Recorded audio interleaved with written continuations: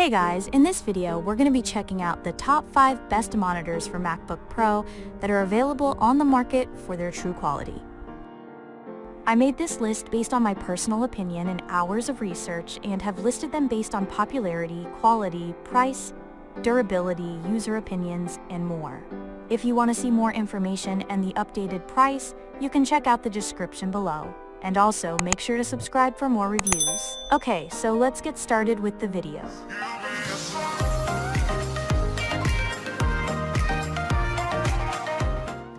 Starting at number 5, we have the Dell UltraSharp 32-inch 4K Thunderbolt hub monitor. The best monitor for MacBook Pro that we've tested is the Dell U3225QE.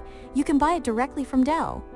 It's fantastic to use with your MacBook, mainly because it supports Thunderbolt 4. This means it can take full advantage of MacBooks that support up to Thunderbolt 4, and even though the models with M4 Pro and M4 Max chips support Thunderbolt 5, you'll still get fast data transfer with those. With 140W of power delivery, it can also charge your MacBook with one cable while you're using it.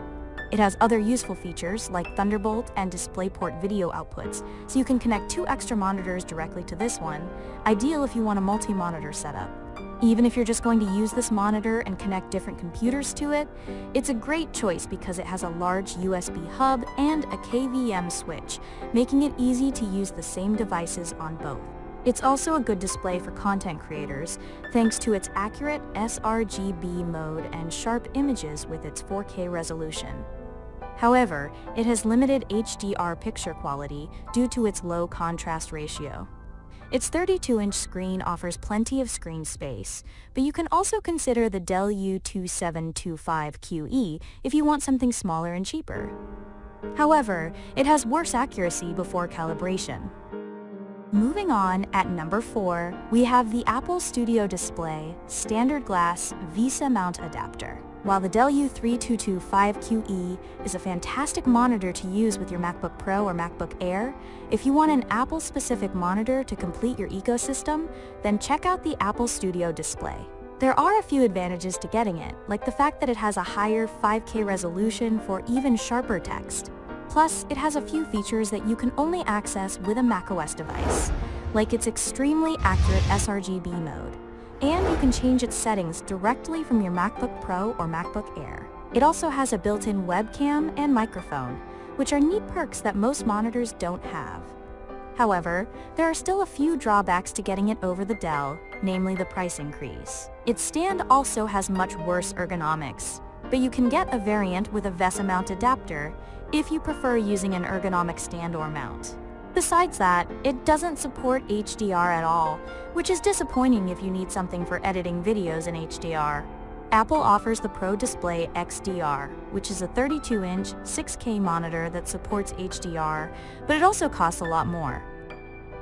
At number 3, we have the Dell UltraSharp U4025QW 40 inches, Class 5K 2K WUHD curved screen LED monitor.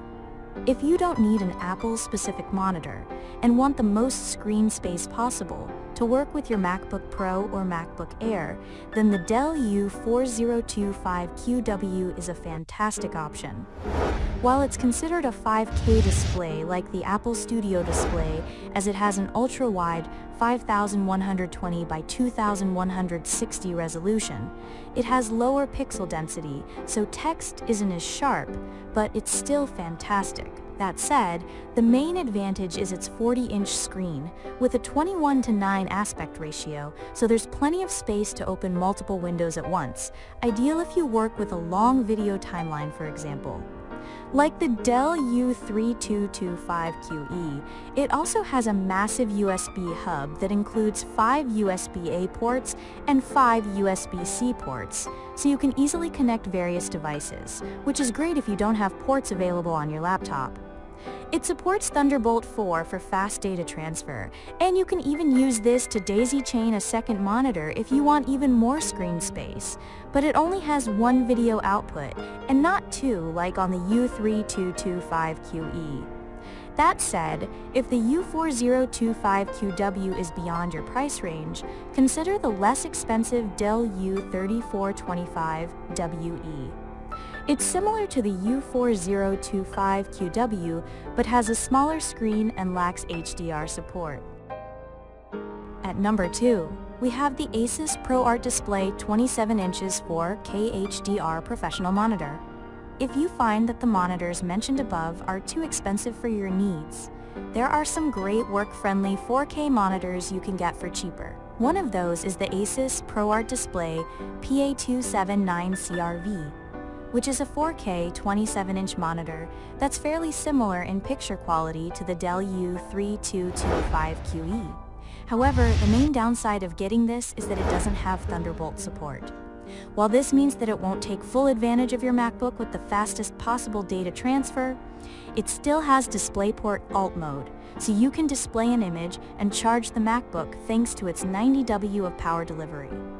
It doesn't have a KVM switch like the U3225QE either, but there are some USB ports to which you can connect your devices. One of this monitor's strengths is its color accuracy. It's very accurate in its sRGB mode, and you'll only need to calibrate it if your work requires perfectly accurate colors. It also has picture modes for other color spaces you may work with, including DCI-P3 and Adobe RGB. Plus, it gets bright enough to fight glare in a well-lit room, but it performs worse in a dark room, as it has a low contrast ratio. And finally, at number 1, we have the AOCQ 27G3XMN 27 inches 2K QHD gaming monitor. If you're looking for something on a budget, check out the AOCQ 27G3XMN. It's different from the ASUS ProArt Display PA279CRV as it has a lower 1440p resolution, so images aren't as sharp and detailed, and it doesn't have a USB hub. This means you need to connect your laptop over HDMI or get a DisplayPort adapter. However, the AOC has even better HDR picture quality than the ASUS, as it uses mini LED backlighting, which is something many low-cost monitors don't have. Its local dimming works well, so it displays deep blacks next to bright highlights, which is great if you want to use it in a dark room.